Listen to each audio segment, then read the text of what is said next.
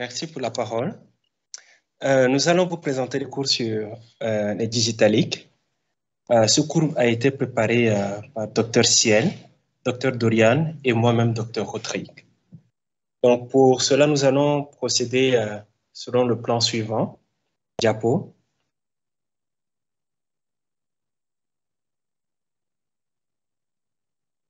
En introduction, diapo.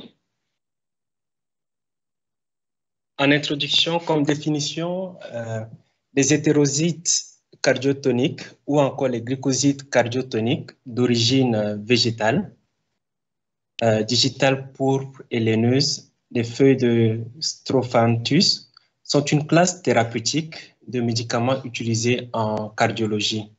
Le digitalique est une substance apparentée à la digitaline, qui est issue de la digitale qui est la plante. Donc, il faudrait rappeler que les digitaliques sont des substances qui ont été utilisées depuis les années 1779 et notamment Withering a fait la première description des effets bénéfiques de la digitale pourprée dans les états congestifs.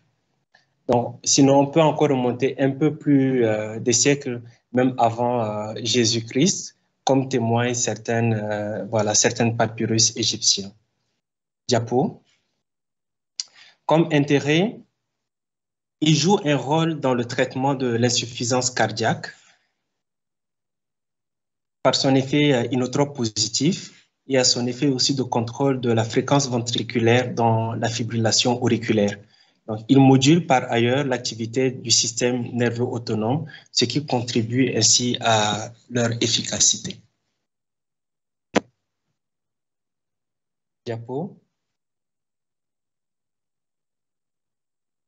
Alors, selon la structure chimique, nous avons trois différentes molécules. Nous avons la digoxine, nous avons le deslanoside, la digitoxine, qui sont en fait les principaux digitaliques.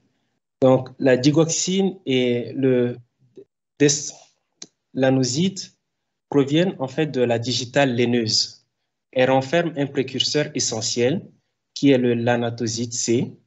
Donc, après perte d'une molécule de glucose et d'une désacétylation, il va donner de la digoxide qui est formée d'une génine, qui est la digogénine, et d'une fraction osidique faite de 3 molécules de digitoxose.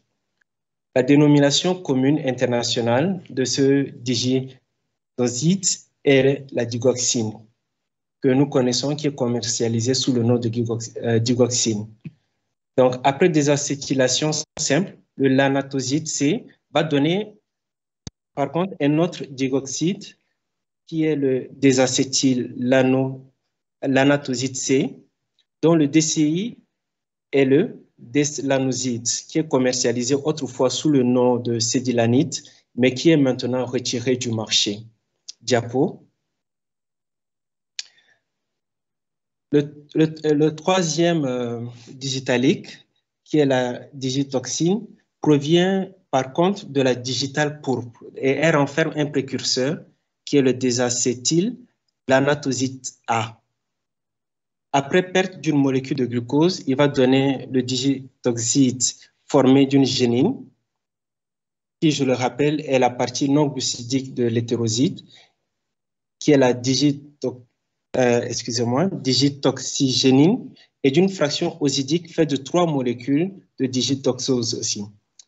Son DCI est la digitoxine, commercialisée autrefois sous le nom de digitaline, maintenant qui est aussi retirée du marché. Donc, actuellement, il n'y a que la digoxine seule qui est maintenue sur le marché. En ce qui concerne le mécanisme d'action, nous retenons la règle des 3 R. Alors, les digitaliques permettent de renforcer la contractilité du ventricule gauche, donc avec un effet inotrope positif. Il auriculo-ventriculaire par la réduction de la conduction de l'influx nerveux intracardiaque, même en cas de fibrillation auriculaire. C'est ce qu'on appelle l'effet dromotrope négatif. Par ailleurs, il régularise également en diminuant la fréquence cardiaque par une augmentation du tonus vagal et une réduction du tonus sympathique, d'où l'effet chronotrope négatif. On note également d'autres effets également de digitalique, notamment l'augmentation de l'excitabilité du myocarde, qui est appelé sous le nom de l'effet Bateman-Trope positif. Diapo.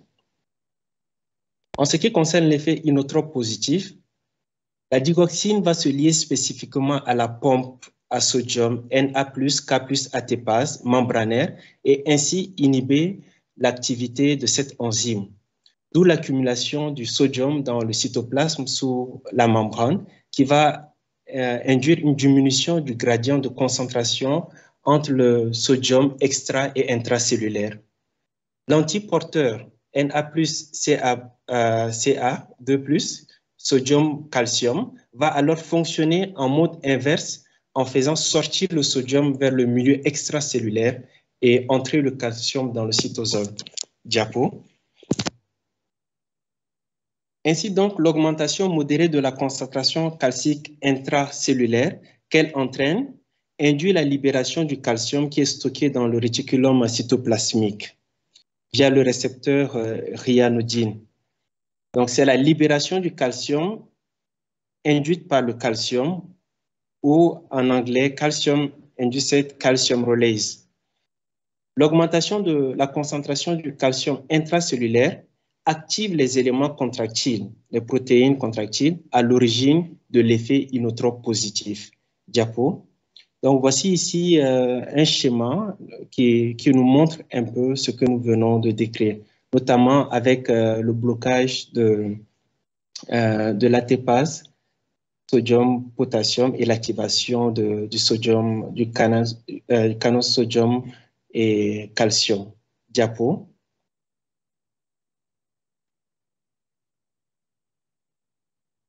En ce qui concerne la pharmacocinétique, la demi-vie des digitaliques est d'environ 36 heures, mais elle peut être aussi variable selon la fonction rénale.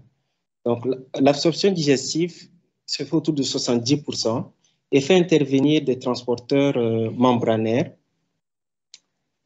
principalement la glycoprotéine P, qui pourront contribuer aux interactions médicamenteuses. Le pic de concentration est obtenu entre 60 et 90 minutes, à la 90e minute. En ce qui concerne la distribution, elle se fait sous forme libre dans le sang. Par contre, le principal réservoir, c'est le muscle squelettique avec un large volume de distribution. Donc, c'est ce qui explique la mauvaise efficacité de l'hémodialyse en cas d'intoxication à la digitalique.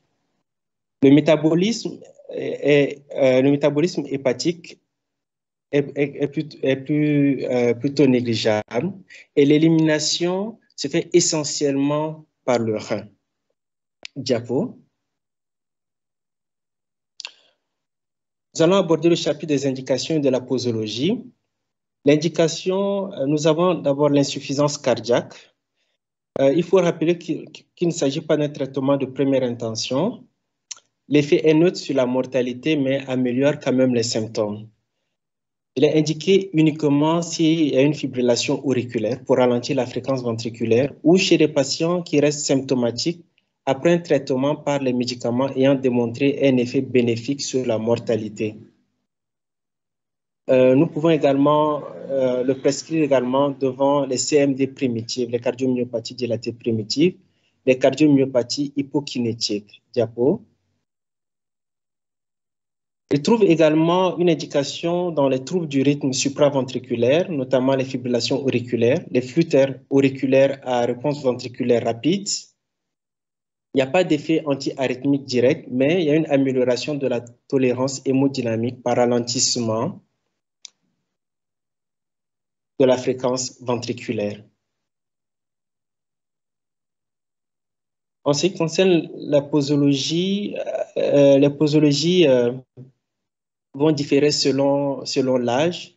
Toutes les doses sont basées sur le poids corporel idéal chez l'enfant, dont la fonction rénale est normale.